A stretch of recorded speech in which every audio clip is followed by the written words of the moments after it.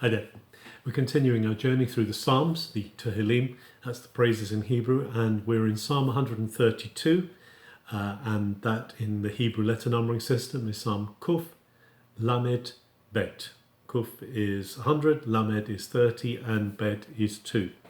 And this is another of the Shirima Ma'alot, the songs of going up, the songs of ascending to Jerusalem for the pilgrim festivals, the Shalosh Regalim, the three great festivals that happen of Passover, Tabernacles and Pentecost, and these songs would be sung as they were going up to Jerusalem. This one particularly is very relevant to Jerusalem itself, and it would have been sung by the pilgrims maybe looking at the great city before them, because the themes are really about the promises of God to David, and also David's desire and heart to have brought the Ark of the Lord back into Jerusalem, or to bring it to the city of Zion.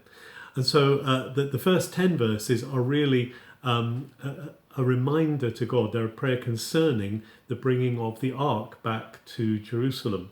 And so it says, Lord, remember David, Zechor David, remember David and all his afflictions, that he swore to the Lord and he vowed to the God of Jacob. He promised to God that he will not rest, he will not come into his own dwelling place, his own Mishkan, the place where he dwells, until he has found a place for the Mishkanot, for the dwelling places of God. Remember that David, at the beginning of 2 Samuel 7, he sort of said to himself, here I am living in a fine palace and God is living in a tent.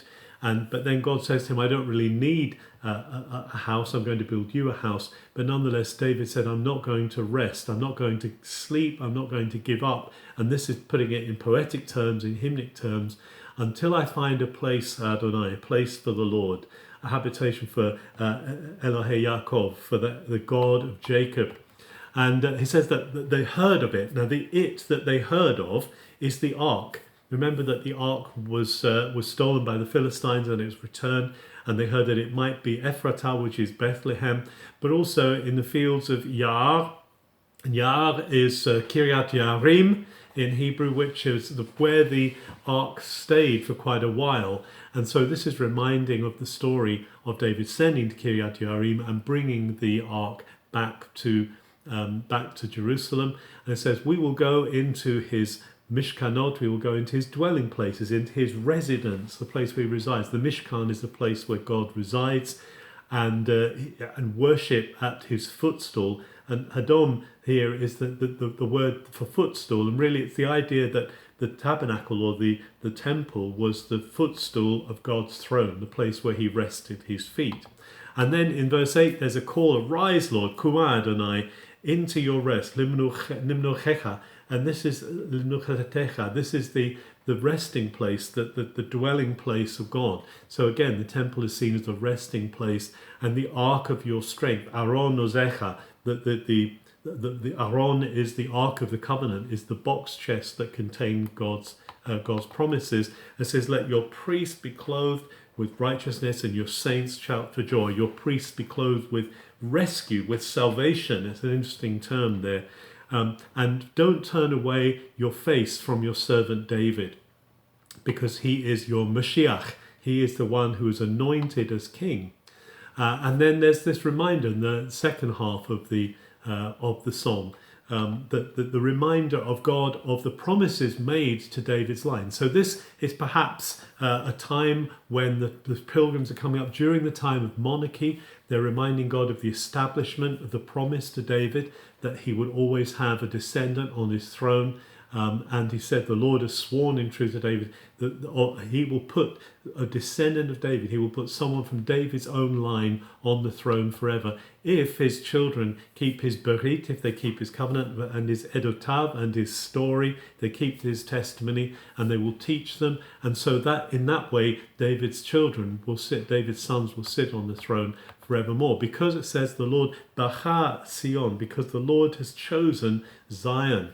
And he's wanted it, he's desired it, he's wished for it, for the place where he rests, the place of his rest. Says, this is my rest forever. Menuchati, this is the place where I'm going to settle down, I'm going to be calm In here I will dwell because I've desired it. And then it says, because of that, because this is the place of God's blessing, he's going to abundantly bless everything there. He's going to give bread to the poor. He's going to clothe the priests with salvation, and the saints, the tzaddikim, the righteous ones, the ones of integrity, will shout for joy. And the horn of David, Keren David, it says will bud or will bloom or will come to life because he's ordained there to be a lamp for David, for his Mashiach, for his anointed one.